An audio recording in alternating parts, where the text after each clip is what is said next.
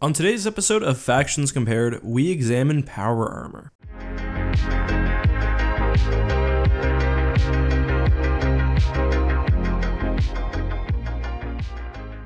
Hey guys, this is EckhartsLadder. Hello and welcome to another episode of Sci-Fi Factions Compared. I'm happy to say that today's video is sponsored by what's probably my favorite video game right now, Fortnite. If you want to support my channel, check the link in the description where you can download Fortnite for free. For those who don't know, Fortnite is a free-to-play PvP game featuring 100 players, all vying to be the last one standing. It has fully destructible environments, buildable structures, and you can play alone or with your friends. It's available on Xbox, PlayStation, and PC. I play PC, and the nice thing is it runs even on kind of mid-level or low-level PCs like mine, and although I'm not the best, I'm actually recording some footage also for my second channel if you want to check that out. But seriously, a big thank you to Epic Games. It really helps in months like this where views are down and CPM is lower. And I legitimately turn down sponsorship requests every day because I don't like or I'm not familiar with the product, so I was super happy to get offered this one. Again, if you want to support the channel and download Fortnite, link down in the description. Also, feel free to add me if you play on PC. My username is EckhartsLadder YT. Anyway, onto the content. As I said, today we are looking at 4 different types of science fiction power armor. Specifically, we're going to draw from the Star Wars, Halo, Fallout, and Warhammer 40,000 universes. The key here is that we're not going to be looking at which soldier is the most effective, but rather which armor is itself best. So it doesn't matter whether Space Marines or Spartans or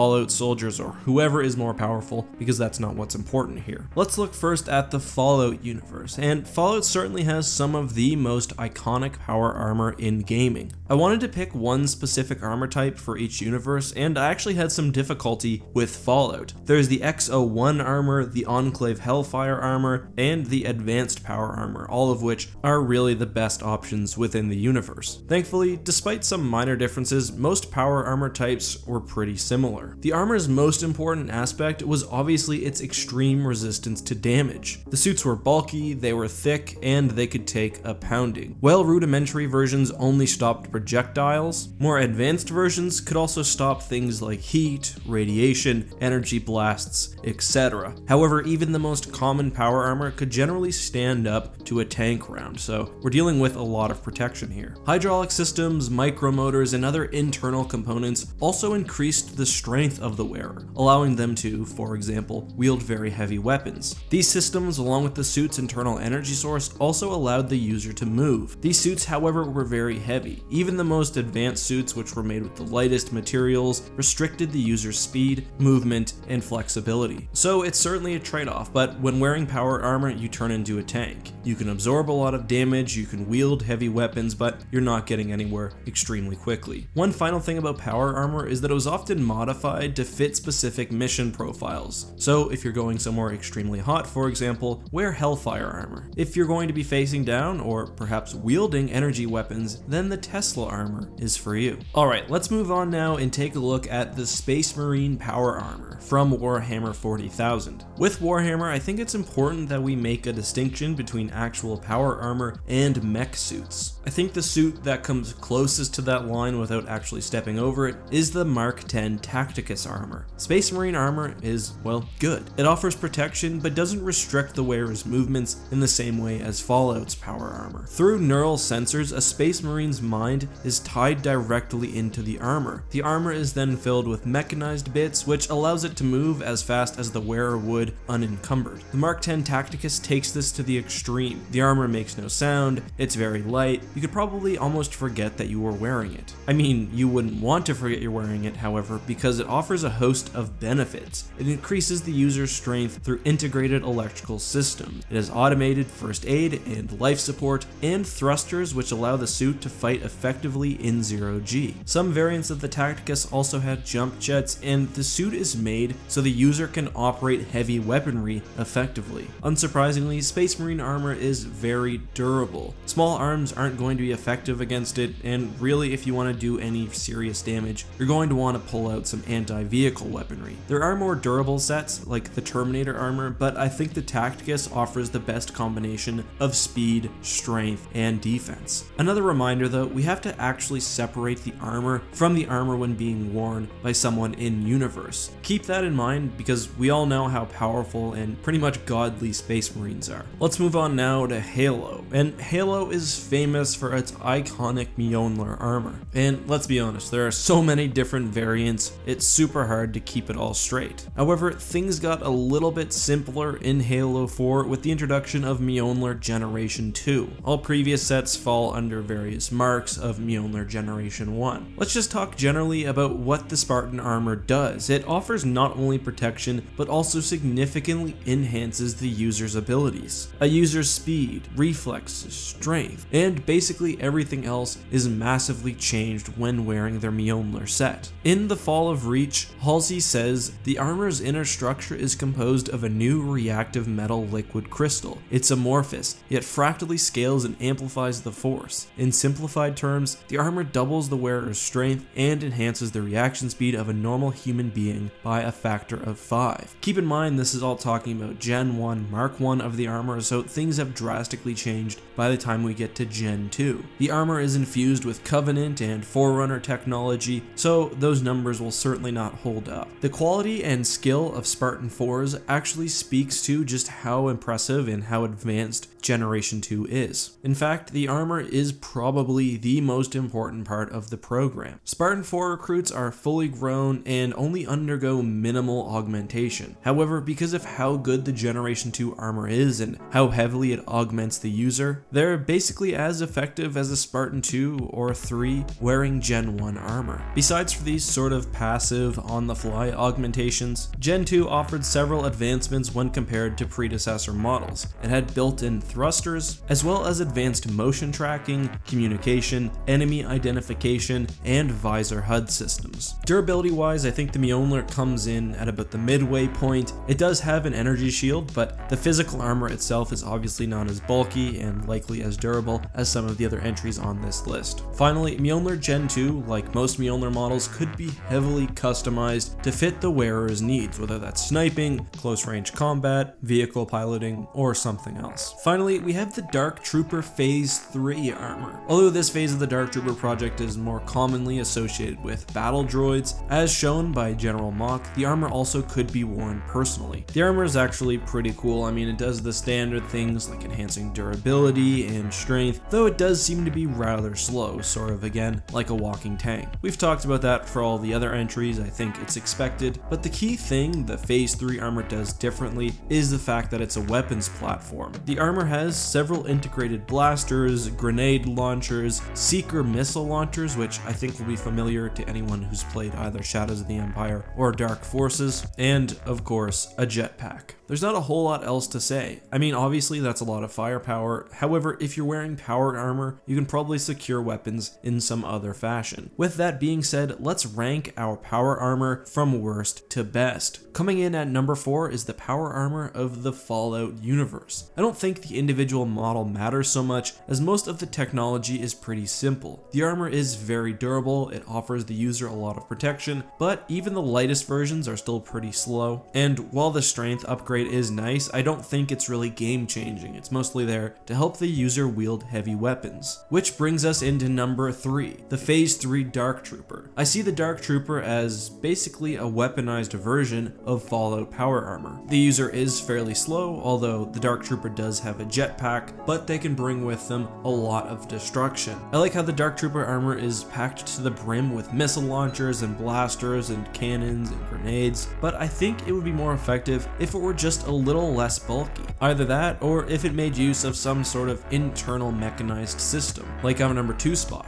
The Space Marine armor from Warhammer 40k. Is a Space Marine deadlier than a Spartan? Probably, but that's not what we're looking at here. We're looking at how good their actual armor is. Space Marine armor is unquestionably more durable, and it's very fast, but I don't think it offers the same advantages of the Mjolnir Gen 2. The durability is incredible, the fact that the user can move very fast without much noise in such a heavy piece of armor is very impressive, but I think the number one spot still has to go to Halo's Mjolnir armor. Mjolnir isn't just an extension of one's person, it's an amplification of one's person. Mjolnir increases a user's strength, speed, durability, reflexes, basically everything with top-of-the-line systems that allows AI integration, team communication, basically anything else you'd want. And no Mjolnir armor is as impactful as Mjolnir Gen 2, which brings the hardly trained, hardly augmented Spartan 4s almost on par with Spartan 2s. That's an incredible accomplishment. Of course, the standard person can't operate Mjolnir armor, but that's true for every single piece on this list. And of course, it doesn't stop it from being the very best. That of course is just my opinion. Let me know what you think. Am I totally off, and is Mjolnir not as good as Space Marine armor? Am I discounting Fallout or Star Wars or something else? Let me know down in the comments section, along with any ideas you guys have for future videos. If you want to support the channel, make sure to click the link down in the description, download Fortnite, join the Discord, and maybe we'll have some sort of game night very soon. Anyway guys, thank you so much for watching. As always, this has been EckhartsLadder. May the Force be with you.